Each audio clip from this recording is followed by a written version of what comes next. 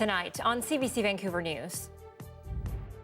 Yeah, I think it took too long, but I think now everybody's trying to work together. The never-ending year of recovery and why for some flood victims there's still a long road ahead. We want to work with the Surrey Police Service and not for the RCMPs. And a seemingly big roadblock, why the new Surrey mayor's plan to keep the RCMP in her city is hitting another wall. On one of the most beautiful places, I think, in the world. Plus, how the rebuilding of a beloved BC trail could create a blueprint for Canada's parks and climate change. This is CBC Vancouver News.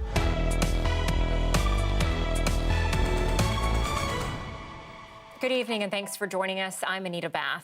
1 year later, and the recovery efforts are still going for some hit hard by flooding in Abbotsford. And with the announcement of permanent repairs to help prevent future destruction, Joel Ballard has the criticism tonight that all levels of government have been too slow to react. It's been a busy year for Erin Parks and her staff after their landscaping business was flooded in the atmospheric river last November. We were completely wiped out. The building was there, but we were covered in mud and water to about 4 or 5 feet. Her team was forced to make a decision, lose out on a year of sales or kick it into high gear. They chose the latter. Unwilling to wait around for government support, they cleaned up and moved out, opening a new location away from the heart of the Sumas Prairie. We kind of felt like we just kept going and we had to do this on our own. And I think a lot of people have felt like that. The government levels, I think it's just taken too long. Her criticism comes as the province announces key repairs to critical infrastructure in Abbotsford. Today we're standing at the Sumas River main dike, one of 2 dikes that breached in the Fraser Valley last November and led to floodwaters spilling into the Sumas Prairie and Abbotsford. Temporary repairs were done, but water continued to leak right through to this fall. We're very pleased that the City of Abbotsford, with the support of the Samath First Nation, is now moving forward with permanent repairs to the Sumas Dike. At a cost of $1.6 million, it's expected to be completed by the end of the month. The province has also put $41 million towards repairing and restoring other damaged waterways. The news welcomed by Abbotsford's new mayor. And we know that there is a lot of important work that needs to be done, which is why I'm so pleased with the progress being made here today. Back at the company, Parks says she's happy to see more government action. She just wishes it had come a little sooner. This can't happen, right? There's too many, the farmers, the people involved, right? Like the heart of the community, it took a big hit. Joel Ballard, CBC News, Abbotsford. And construction is set to begin on widening Highway 1 between 216th and 264th Streets. And BC's Minister of Transportation and Infrastructure says this will help relieve congestion and allow for more sustainable transportation options. And you can see there is a lot of room for improvement over the current overpass. The project is valued at $345 million and will increase the height of the Glover Road overpass from 4.3 meters to 5.2 meters to reduce the risk of crashes by oversized vehicles. Construction will also begin on an extra lane to increase capacity and the replacement of the existing railway crossing east of Glover Road. Well, moving over to the Sunshine Coast Regional District now, it has extended its state of local emergency because of the shortage of drinking water. The order was first issued on October 17th when drought conditions began.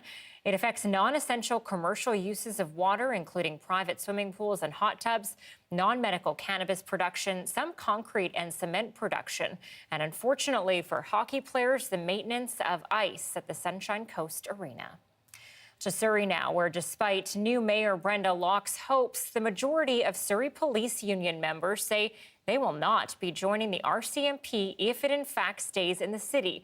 Locke is trying to follow through on a campaign promise to scrap the transition to a municipal police force. But as Jessica Chung explains, even without pushback from officers, experts say her plan is not easy. It's a clear message from the majority of Surrey Police Union members. We want to work with the Surrey Police Service and not for the RCMPs. 94% of municipal police in the city signed a pledge saying they will not join the RCMP should the municipal force be scrapped. People have come here for the reason of a community-based policing model, something new, something exciting, changing the status quo of policing to really, go into something different and provide what's best for Surrey and not under the RCMP umbrella, but for the Surrey Police umbrella. Locke is doubling down on her campaign promise to stop the transition to a municipal police force, keeping the Mounties instead. Her hope that the Surrey police members will make the switch to the RCMP is in part because the city needs more officers, and 40 Mounties from the Surrey detachment quit to go to the newly formed SPS. There's going to be some major problems here. Major problems. Criminology professor Rob Gordon says there are a number of complications with Locke's plan. One of the biggest is training, as Mounties are trained exclusively at the RCMP depot in Regina. They're quite used to people transferring in as individuals. The major problem here is the sheer bulk of this group. The last number I heard was 150 actually with boots on the ground. Whether that's higher now, I don't know, but that is a large number of people. Former RCMP officers transferring back into the force may not face as many obstacles, but Gordon says municipal officers could be looking at a lot of hurdles. I mean, none of this really touches on the issue of pension transferability, equivalent pay and salary, and all those other things that have to be dealt with. The union says Locke's plan shows no regard for the will of its members. Okay, people have come to Surrey Police to be in Surrey and to police in Surrey. They haven't signed up to apply for other police agencies in, let's say, the Lower Mainland or Saskatchewan or wherever they wanted to work. They want to work here in Surrey. To date, 320 SPS officers have been hired. 154 of those have been deployed on the ground. Jessica Chung, CBC News, Vancouver. And coming up in about 5 minutes, accountability with Surrey Mayor Brenda Locke and her reaction to this latest development. All right, moving to federal politics now and the appointment of an independent senator to fill a vacancy here in BC. Dr. Margot Greenwood is an Indigenous scholar of Cree ancestry and professor at the University of Northern British Columbia. Earlier today, Greenwood shared with us which issues are important to her. I've worked my whole life, my whole professional career around children and families, First Nations, Inuit and Métis children and families, and all children in Canada. And so that is where my experience lies. That's where I think my heart is. In a statement, Prime Minister Justin Trudeau says Dr. Greenwood's academic expertise, commitment to health and education, and dedication to the well-being of Indigenous communities will make her a strong voice for British Columbians.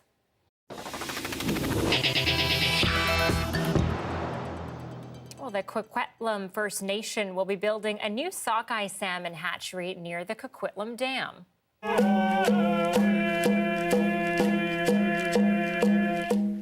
The nation opposed the construction of the dam in 1914 because it would prevent the natural migration of the sockeye, a crucial natural resource for the Coquitlam First Nation, whose name translates to red fish up the river. Just over 100 years later, the nation began negotiation to restore salmon populations. I'm just a fisherman, but I care. And I walked in a room with 30 other people sitting in a room making decisions on our watershed. And once again, Coquitlam stood in that room and said, you must deal with the historical grievances that you have done to the people. The Coquitlam First Nation is partnering with BC Hydro, the Greater Vancouver Water District, and Fisheries and Oceans Canada to build and maintain the hatchery. It aims to produce 15,000 young salmon per year.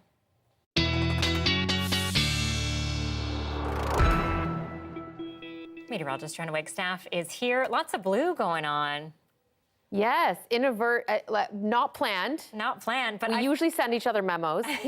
I feel, though, that this is sort of reflective of the weather. It's cold. Oh, totally. Blue. Yeah, you're like -5 and I'm -10 in the weather wheel of temperature gradients. We will have to transition to green, Anita, over the next couple of days because things are warming up as we lose our Arctic air mass and we gain a bit of a Pacific flow. That's moving in today. That was the high cloud that we saw thicken up through the day. Right now, temperatures above the freezing mark, 4 at YVR, 1 out towards Abbotsford, 2 south of the border, and 5 out towards Victoria. So a little warmer today than where we were at this time yesterday. And we will stay above the freezing mark for the most part.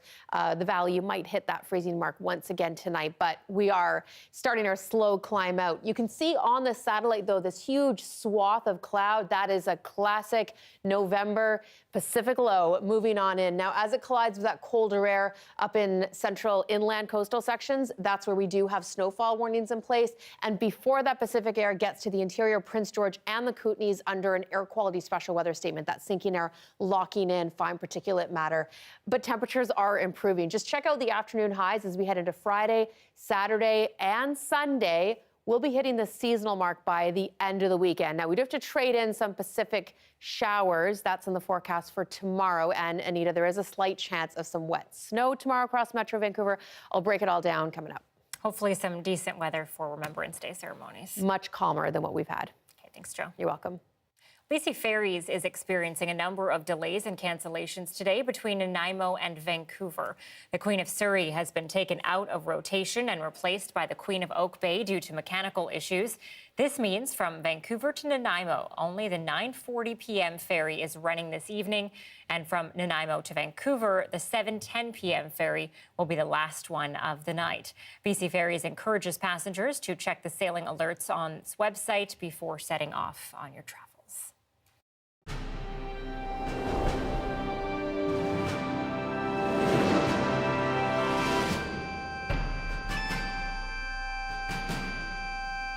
Canada's oldest living citizen is also our oldest living veteran. 111-year-old Reuben St. Clair has lived in Vancouver since he settled here just after returning from the Second World War. We caught up with him today at a special Remembrance Day ceremony at Talmud Torah Elementary School. I don't think they'd ever understand. I don't think you would if I told you what the war is all about. You have to be there. In the Air Force, I was training pilots to land and take off in the dark in Europe.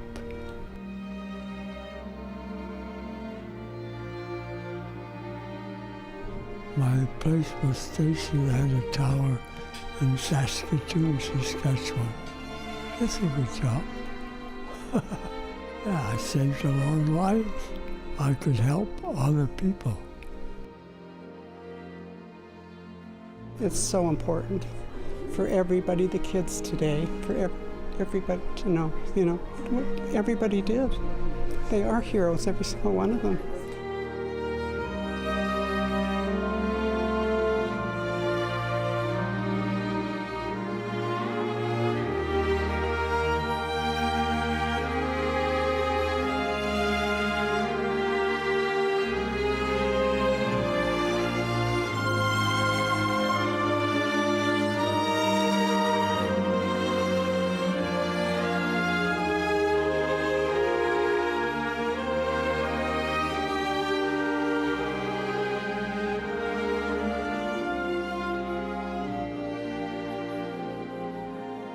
I gave up my job and went to the service. I'm proud of myself, how I lived my life. Join CBC tomorrow for Remembrance Day, where we will honor those who served and those who continue to serve. Chief Political Correspondent Rosemary Barton will host our coverage from the National War Memorial in Ottawa. Watch on CBC News Network, CBC Gem, and the CBC News app tomorrow starting at 7 a.m. local time. And here in BC at 6 p.m., we will bring you coverage of the province's Remembrance Day ceremonies. Okay, I want to dive a little deeper now on one of our top stories tonight. The majority of Surrey Police Union members say they won't be joining the RCMP if newly elected Mayor Brenda Locke has her way and stops the transition for a municipal police force. Earlier today, I spoke with Mayor Locke and asked for her reaction to this news, given she's been clear she wants members to switch over. Moving forward, there is an opportunity for Surrey Police Service members to join us. I know all of them want exactly what I want, which is to have the very best policing we can in Surrey. So I am hopeful that the members will come over. I have actually talked to many of them myself, and I know there is an interest. So I can't comment on what the SPS union is saying. Yeah, because, okay, so you say you've spoken with them and there is an interest, but this is a pretty high number coming from the union. So if that is the case and there are that many police officers who don't want to go over to the RCMP, what would your plan be? Because the RCMP does need more officers. How would you move forward? Absolutely. They do need more members, and I know that some of those Surrey Police members will want to come over. They have extended some interest before. I'm sure they will extend that again. There is a laddering program that the RCMP have that will be really suitable for them. And, you know, it's disappointing that the Surrey Police Service Union would take this step at this time, but certainly I know that individual members will make their own determination when the time is right. Okay, I want to take a moment, since we have you, to switch gears a little bit. You know, you're now in the big seat in Surrey, a city that's projected to be the most populous in BC by 2030. What are some concrete changes to the face of the city, the infrastructure that you anticipate? You know, Surrey, you're right. Surrey is soon to be the largest city in British Columbia, and we, moving forward, are looking forward to working with our residents to talk to them about what they see in their city. We already know we have the largest landmass, and so it's how we develop that moving forward so that every citizen in this city matters. And to make that as clear as we can, we want residents to have input in their city. They deserve to have their city back. So what does that look like? You know, we have great land masses like we have in Cloverdale. It may be redevelopment of the Cloverdale lands. It could be new infrastructure going into Newton. Certainly, that's our largest town center. There's just so many opportunities in this city. But I can tell you, working with different business groups like the Surrey Board of Trade, like the Business Improvement Associations, is going to go a long way in developing how we move forward. Anything you're nervous about in this new role? No, I'm feeling very, very confident. I'm very confident in the residents of this city. I know that they are willing to step up. That is what is so great about people in Surrey. They are tenacious and they are ready to let loose and do great things in our city. Mayor Locke, thanks for being with us today. Thank you. Coming up, on track to recovery, the stunning images from a popular BC trail ripped away by devastating floods last year. How the park has hiked up its resilience to climate change. Next.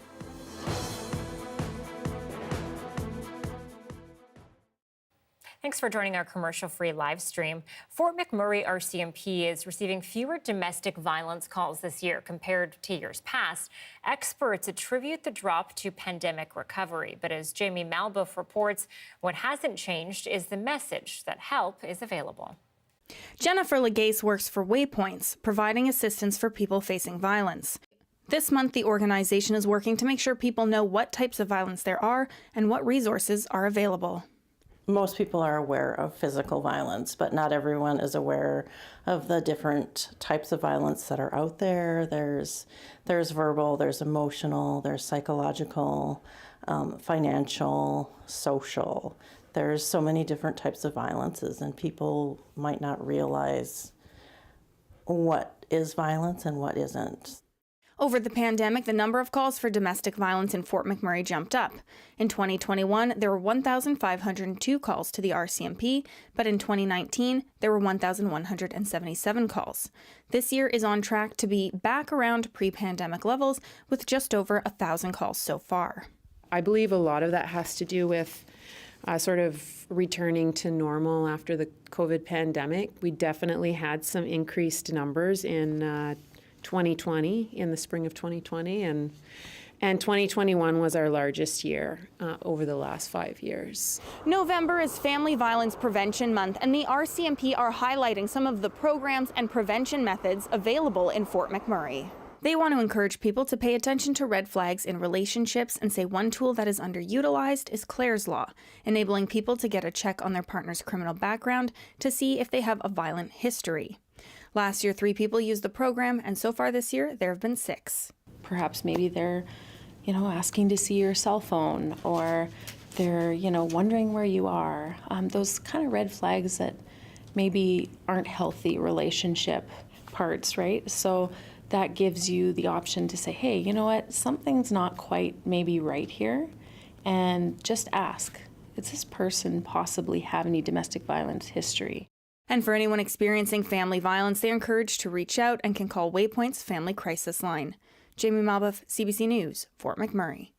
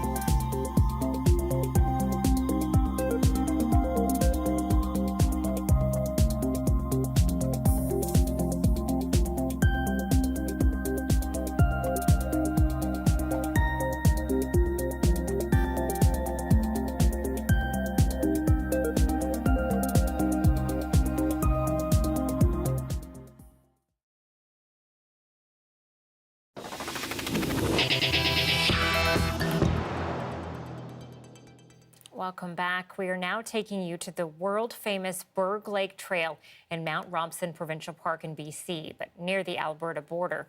It was ruined by extreme flooding after the heat dome last year, a sign of climate change in our backyard. Now, the park is now being rebuilt, and the CBC's Rihanna Schmunk went there to look at how this project is acting as sort of a blueprint for other parks across the country on how to survive the effects of climate change.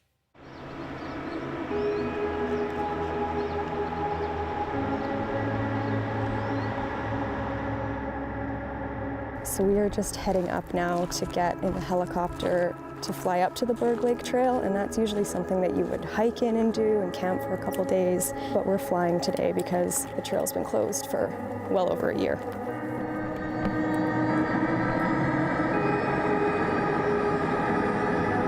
It will likely be years before people can see the trail that makes Mount Robson a world-class hiking destination. It's been shut down since a flood in 2021 ripped out entire sections of the path. Park manager Elliot Ingalls knows this area and what happened better than anyone. So we are basically on the shores of Berg Lake. We're kind of standing in the middle of paradise, I guess. It's kind of one of the most beautiful places, I think, in the world. Well, now you get a full view of Mount Robson, the highest peak in the Rockies, nearly 13,000 feet high. The tumbling glacier takes form and in a furrowing of crevasses tumbles into Berg Lake. It's like this. Well, you go across something like this, if the weather switched on you and you got a rainstorm, that'd be gone. That'd be gone. It sure could. Half a century later, that prediction came true. It's hard to believe anything could shake Mount Robson's sheer, overwhelming mass. But a few days of extreme heat and floodwater from melting glaciers tore it apart. We're standing right in the creek. This creek blew out and took out a major piece of infrastructure. Like, there's some old wood over there. Like, that's not from this bridge. There's just debris everywhere through here. When we were up here for those few days, it was about 37 degrees at this elevation, which was just incredibly, incredibly hot for this area. And we were watching the glaciers. It looked like they were sweating. You could see water, visibly seeing water, like pooling off of the glacier. They have a finite lifespan, and we're watching them recede in front of us. And last year especially, the volume of water combined with the hot weather created this major event.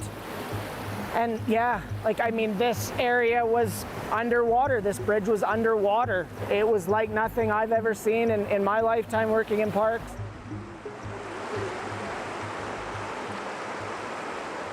The full scale of the damage didn't really become real until we traveled a few kilometers south into a valley near some of the trail's most recognizable waterfalls. It's the place Ingalls remembers some of the worst 48 hours of his career. How vivid are your memories of those days? I started up the trail at about 4:30 in the morning, and as soon as I got to the first bridge, I was just like, okay, this is it. 20 tons of rocks covering a bridge that had sat there for 20, 30 years, the river coming up 30 feet. This is unbelievable. This is nature, as much damage as you could see along this trail.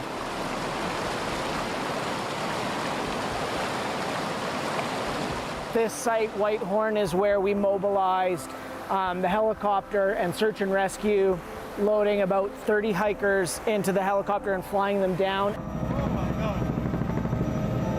Oh my God.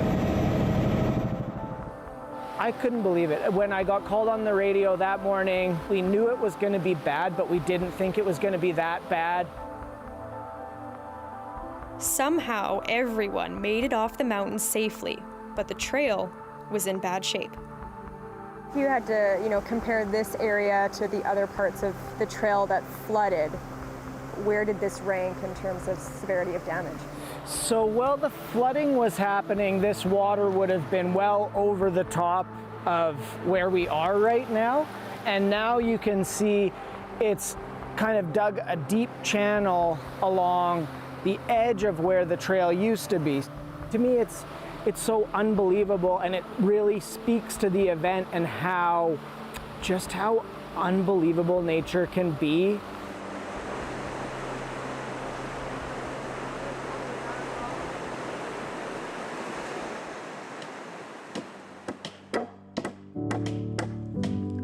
This year, crews started repairs with new bridges around Kinney Lake, the lower third of the trail. The work will progress to bigger projects like reinforcing riverbanks and elevating or rerouting trail sections that were wrecked. The work is complicated and time-consuming, to say the least, but it's critical. Comfortable, a nice height, excellent for having tons of stuff on. I could see families playing cards on there. That is a nice spot. BC Parks knows how vital this is to the community. It's the second oldest park in British Columbia. This trail has had an incredibly long history of people recreating here, and it's just a part of the history of the park. And people will look back on this in another 100 years and say, remember when that happened? Hopefully it's an eye-opener for future generations to look at how we recreate and how we do conservation projects in parks, and it's important. It's a story to tell. Rhianna Schmunk, CBC News, Mount Robson. From soaring food prices to interest rate hikes, what's in store for Canadians with the economic climate ahead? The Governor of Canada's central bank sits down with us, coming up.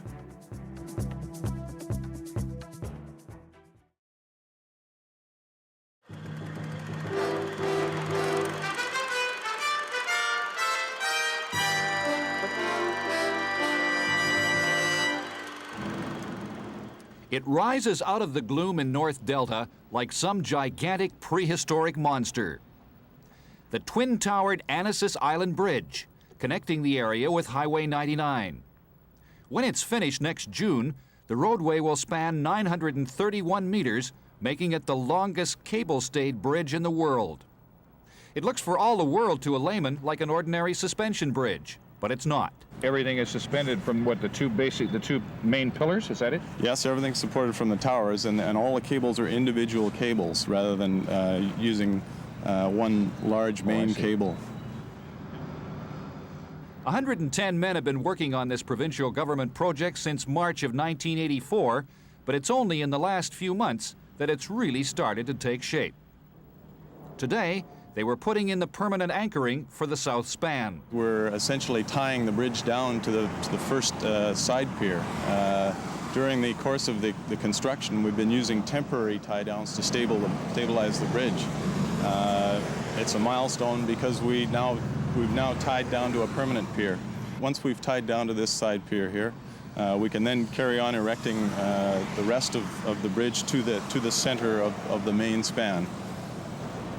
The cost of this project doesn't rate in the same league with Expo or Northeast Coal, but it will cost $47.5 million to build the bridge. The people who live in this area say it's well worth it. So far, the building of this bridge has gone like a textbook exercise. It's on time. In fact, it's a little ahead of schedule. And so far, no major design problems have come up. When it's finished, it'll be the longest of its type in the world. Bob Gillingham, CBC News on the Annacis Island Bridge.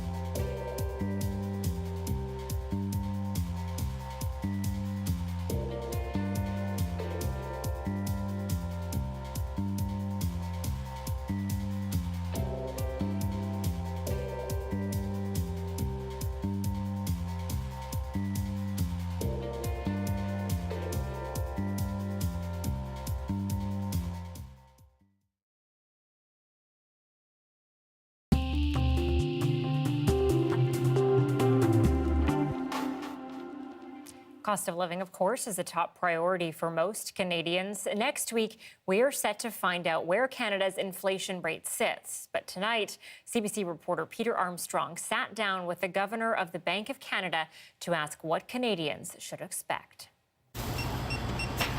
You don't need to be an economist to know prices for just about everything, just about everywhere, are too high. The cost of bread, the cost of meat, the cost of getting around, they're all up significantly over the past year. To get prices under control, the Bank of Canada has hiked interest rates. They were at 0.25% in January. Today, just 10 months later, they've shot up to 3.75%, a 1,400% increase. People are pinched and they want a break. I think that they should really slow it down and stop it here. That's going to be really scary. It's going to be a matter of me having a roof over my head for myself and my child. I'm worried that it's not going to go down. I mean, we don't want to hit another recession again. So we put their concerns to the Governor of the Bank of Canada. How bad are we willing to let it get to get inflation back under control? We don't want to make this more difficult than it has to be. But at the same time, if we don't do enough, if we're half-hearted, Canadians are going to have to continue to endure the high inflation that is harming them every day. We actually think growth is going to be close to zero for the next few quarters, till about the middle of next year. If there's anything we've learned from these past 3 years, it's that the economic fog is impossible to see through. And if we don't really know what's happening, how can we be sure of the solution? Supply chains have eased, the price of oil is down, and inflation is decelerating at least a little. And still, the bank says it has to push rates further and cool the economy even more. I get it. That is a bit counterintuitive for Canadians. I mean, you know, their rent's going up, their groceries are more expensive, gasoline's more expensive, and now their borrowing costs are more expensive. So how does that work? Well, that does slow spending. It makes anything you buy on credit more expensive. That's Peter Armstrong reporting for us tonight. Well, with the prices going up across the board, one grocery item catching more attention than others is lettuce. It's happening in parts of the country. It's in short supply. And as Cam McIntosh reports, shoppers who do find it are dishing out more money than usual. Grocer Munther Zeed didn't start the week worrying about lettuce. Now he is. We do have a truck coming probably in the next couple of hours. We may have head lettuce. We won't know till it arrives. Okay, thank you. He's asking customers to be patient. How much have prices gone up? We're looking at salad kits here. They're $5.49. They've gone up probably around $1.50, $2 a bag, depending on the variety. And hoping his next orders show up. You order a case or two, you won't get none. You order 5, you might get 1. Whether it's a head of lettuce, a bag of romaine hearts, or a salad kit, Canada is one of the largest importers of lettuce in the world. Problems we're starting to see here start with our biggest supplier. California, where normally fertile lettuce fields like these were struck early by drought, then again with disease, leaving crops wilted in the field. What suppliers were able to harvest is now running short. So popping up in stores around the country, warnings of shortages, that's pushing up prices. The good news is that what we're experiencing right now is temporary. Because Arizona will basically take over in a few weeks from now. So you're seeing crops being readied up for the Canadian market right But now. adds food price analyst Sylvain Charlebois, the factors of drought and disease here point to the potential of increasing food instability. This is certainly one good case study when looking at climate change and how much climate change is costing you when you eat. This has already cut deep into some bottom lines. Restaurants have been dealing with this for weeks. This Montreal bar is using lettuce more sparingly. Completely out of control. I mean, in the summertime, you were looking at $40 a case. So now it's at $220. Zeed's suppliers are telling him to sit tight. Prices should be back down and quantity should be back up. Salad days, they say, will return. Cameron McIntosh, CBC News, Winnipeg.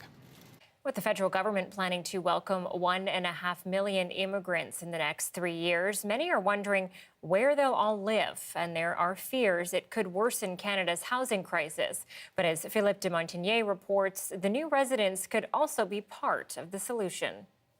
Some of them also brought over here. This Toronto plant could be one of the solutions to Canada's growing housing crisis. Every day it churns out pre-built walls and floors used to build new residential housing. But there's a problem. Higher demand, but we don't have enough people to build. I would say about 10 to 15% labor shortage currently. And that's causing production delays, even forcing the company to turn down orders. Add to that Canada's commitment to bring in 1.5 million immigrants in the next 3 years. The labor shortage that we're seeing right now, which is one of the factors that is impacting the rise on inflation, is in part due to the fact that in the past couple of years, we have not welcomed enough immigrants into the country. Here's the dilemma. It's a chicken and egg scenario. Canada desperately needs more people to build homes, but the workers coming here need homes too. In Canada, we build approximately 265,000 homes per year. And here we are talking about 500,000 immigrants coming in per year. We're undersupplied before we even talk about this immigrant influx. But data show immigrants tend to rent before they buy. I don't expect them to exert pressure on housing prices as much, but more so on the rental demand. And it takes sometimes 3 to 5 years to build your credit history and down payments to get involved into the housing market. We are supplying what the customers are looking for, but there's more we can do. For many construction and manufacturing businesses like Home Technology, the arrival of new workers to fill vacant positions is imperative and can't come soon enough. Philippe de Montigny, CBC News, Toronto. COVID cases are creeping up in parts of the country. After the break, the new calls to mask up indoors with waves of illnesses expected this fall and winter.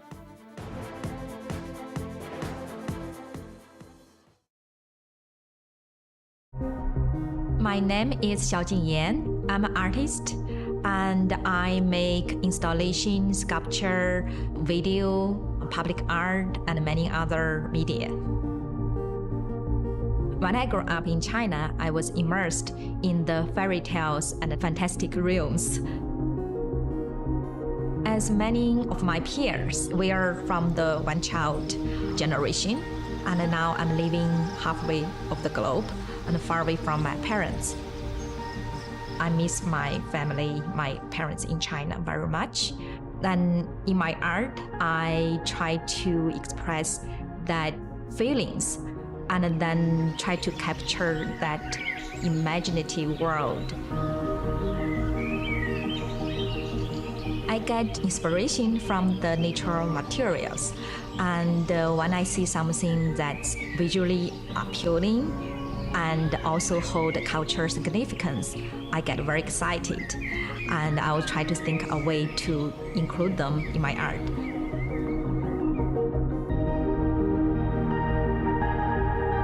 I cultivate linger mushrooms to create sculpture works.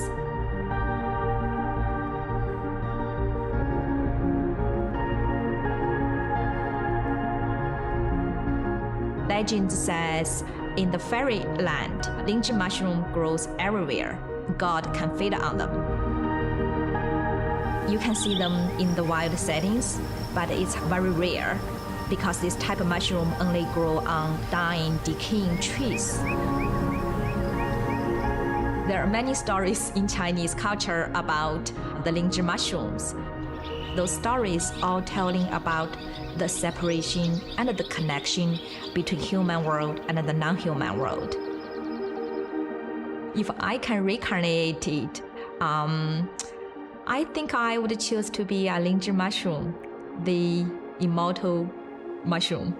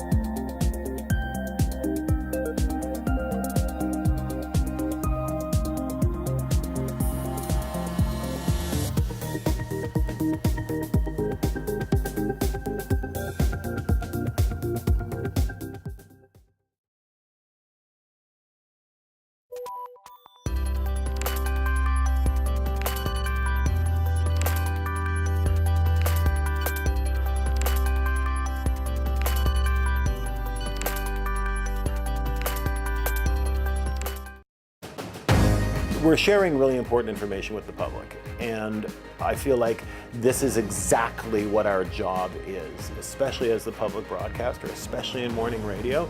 That's incredibly important.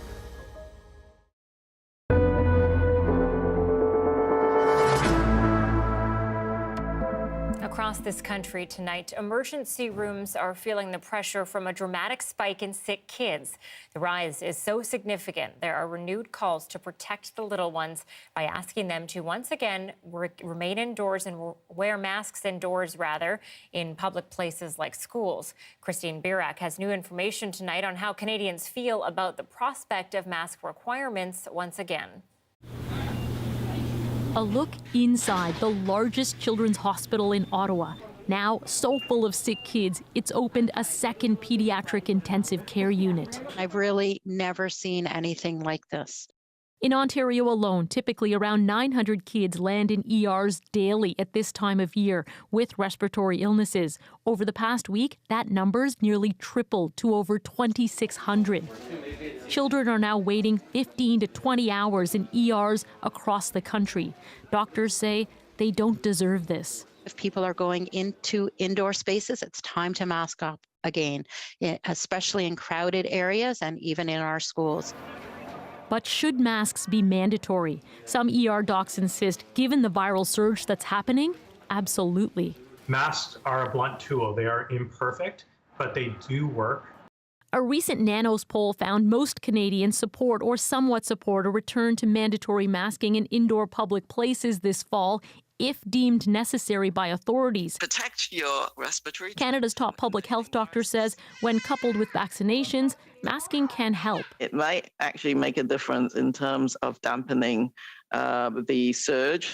But to maintain the trust of Canadians, experts insist mandates must be a last resort. Before you mandate, you should do the heavy lifting and put in the effort with the communication, the community engagement, the lowering the barriers.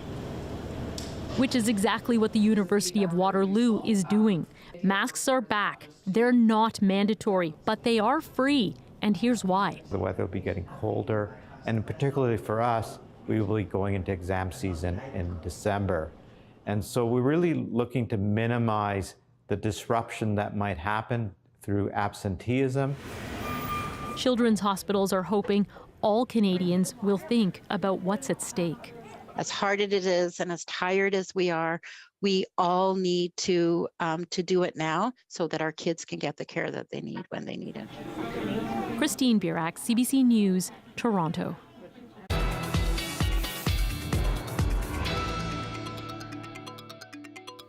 Tropical storm Nicole made landfall in Florida overnight. The hurricane destroyed homes and knocked out power for more than 200,000 households and businesses.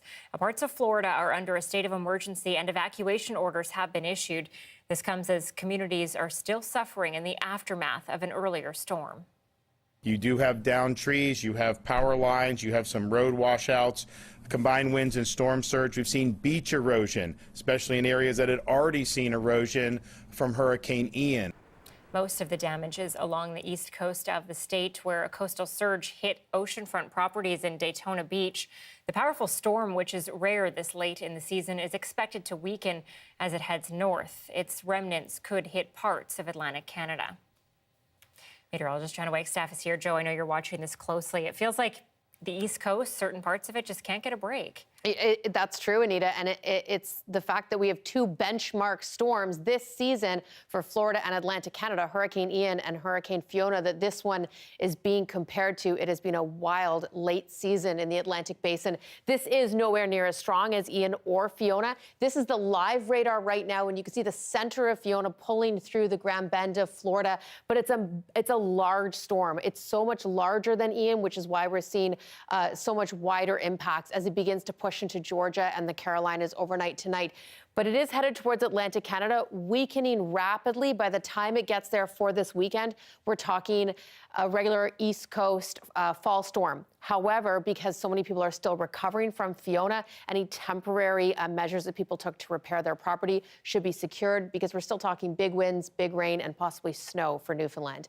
On our west coast, we've also got a classic Pacific weather maker. As I mentioned earlier, this is the system that will bring a slight chance for some wet snow tonight across the south coast. Our better chance will come as we head into late next week. Just a really slight chance of some morning wet snow, probably above 150 meters. But as that system swings through, just that slight risk overnight tonight and in through Friday morning before we dry out. And a new high pressure system is moving in just in time for the weekend. This is a Pacific weather maker, though, so not that Arctic air mass. It's coming from the much milder west. So there's that slight risk overnight into Friday morning, clearing out as we head into the afternoon. Not a great shot of sun, but notice those temperatures, 6 degrees, and tonight, for the most part, staying just above that freezing mark. So still a slight risk of frost on the roads. I know bikers have had to watch for that extra slickness in the morning. Maybe wait one more morning before we see our overnights stay up around 3.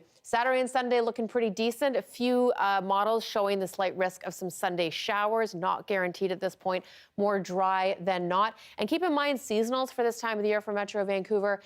9 for our afternoon highs, 8 or 9, and then 3s for overnight lows. And obviously those numbers have shifted up in recent decades with climate change. But you can see we are below those seasonals until we hit early next week, and we only hit our overnight low seasonals once in this forecast. So it's not Arctic cold, but it is still chilly. Into early next week, things look to remain dry. The first chance of some showers I see Thursday, and even then it's not guaranteed. It's kind of nice that we're in a bit of a break between extreme weather systems, Anita. I don't see any major weather maker for the next sort of 7 to 10 days, and that is something I can say I have not said in weeks. That is good news for sure. Thanks, Jo. You're welcome. Almost 2 billion people worldwide live in areas that are especially vulnerable to climate change, and that number could double in 3 decades if we don't curb our use of fossil fuels. That was the message scientists delivered today at the climate conference in Egypt. Up to a third of the world's population could end up suffering food and water shortages and extreme weather. It's all to do with the geopolitical situation in the world. We have an all-time low in trust. We have a war in Ukraine. We have political attention elsewhere. We have an economic recession around the corner. We have inflation levels rising, energy prices rising, fertilizer prices rising, food prices rising. So, of course, the situation is unfortunately very delicate. He says limiting global temperature rise to 1.5 degrees Celsius is critical. He adds that a greater increase would prove disastrous, with ice melt causing sea levels to rise and flood coastal cities.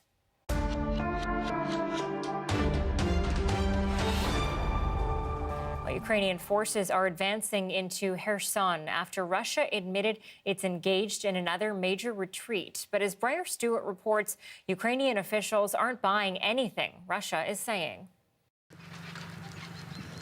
There's a new stillness in this rural village in the northern Kherson region. On Tuesday, it was retaken by Ukraine. We're really happy that our troops, against all odds, liberate our villages and cities, said this woman.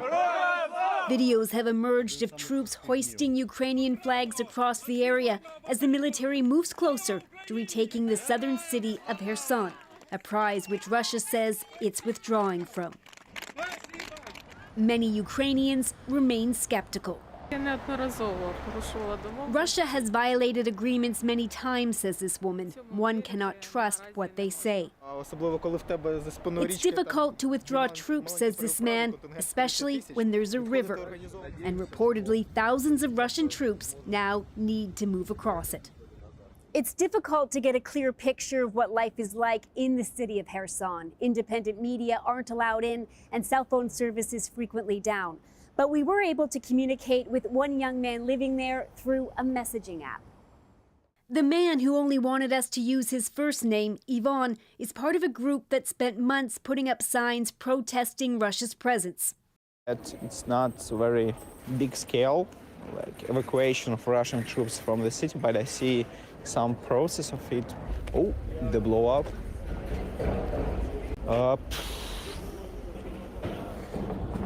Some explosions in the city. He says residents believe it was Russia detonating explosives nearby.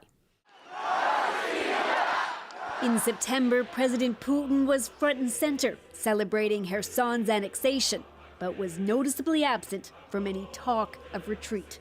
Of course, it's political failure. This Moscow-based political scientist laughed at the suggestion that Russia's announcement could be a trap.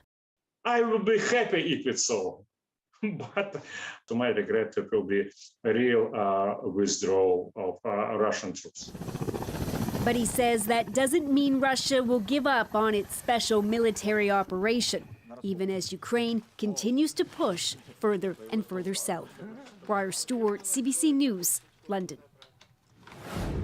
Coming up, we head to a secluded island off the coast of PEI where wildlife can now go free thanks to a purchase 40 years in the making. We'll tell you what it means for conservation coming up.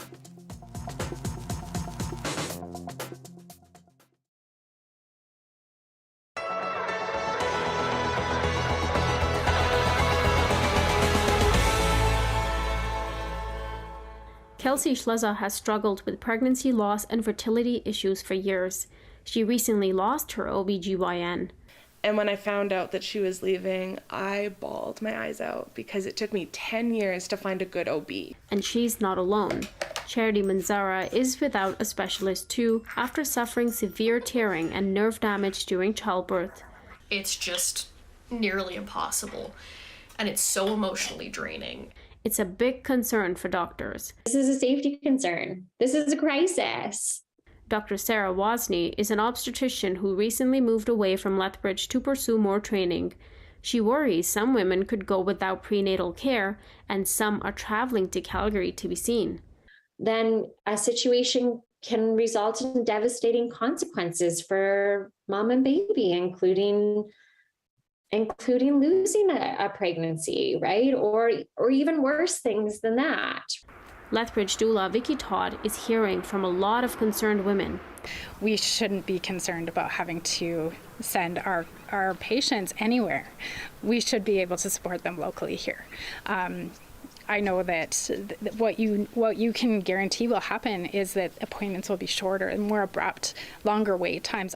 And experts say it's not just expectant moms at risk. They say gynecological problems, including some cancers, could be missed.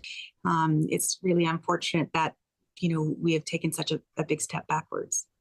AHS says it has more than 20 doctors from across the province who've agreed to cover hospital shifts temporarily, and they're working to recruit more permanent physicians. 2 doctors are expected to be back from leave next year. Saloni Bhugra, CBC News, Lethbridge.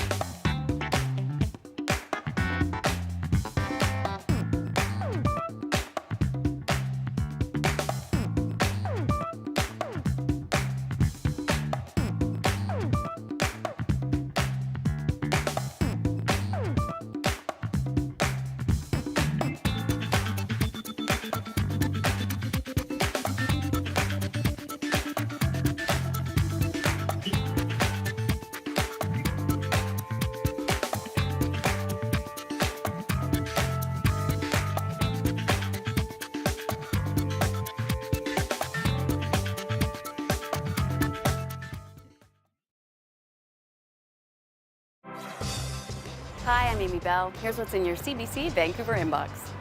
Stream your favorite CBC dramas or comedies 24/7 on demand on the CBC Gem app.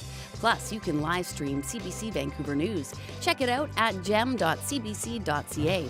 And never miss a special programming series or contest. Subscribe to CBC Vancouver's e-newsletter at cbc.ca/Vancouver inbox and keep connected with us.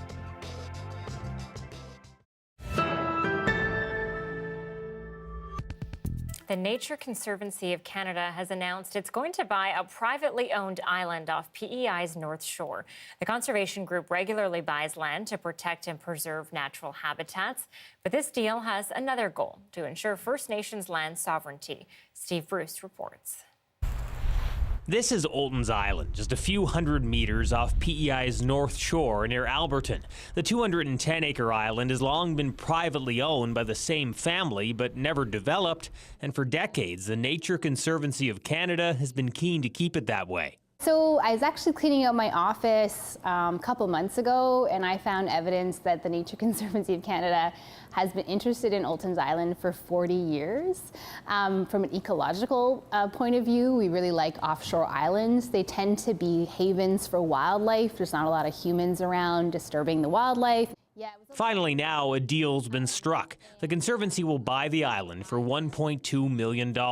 It says the sale will likely happen next year once the charities raise the last few $100,000 it needs. And in 5 years, there's another plan to transfer ownership to the Mi'kmaq of PEI. Gwesawik is what we would call the island. Our people were on those islands and were using those islands to sustain themselves since time immemorial, right?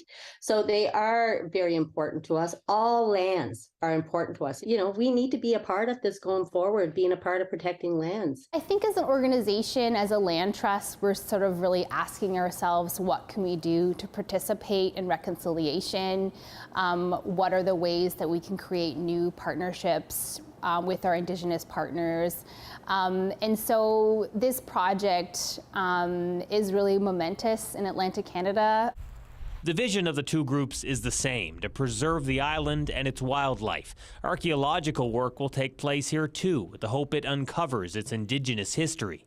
It matters a lot to me because, like, we need to be able to find out, you know, sometimes we have to take off a little bit off the surface to find out what's underneath, to be able to tell our story. Partnerships like this one between the Conservancy and Indigenous communities have been rare across the country, though both sides are hopeful that now this will become more common. Steve Bruce, CBC News, Charlottetown. That's it for our show tonight on this November 10th. Thanks for watching CBC Vancouver News. And a reminder, tomorrow we have full Remembrance Day coverage on CBC News Network and streaming online starting at 7 a.m. here in BC. Tomorrow night, right here on CBC Vancouver News, I'll bring you coverage of the day's events in our province. Good night.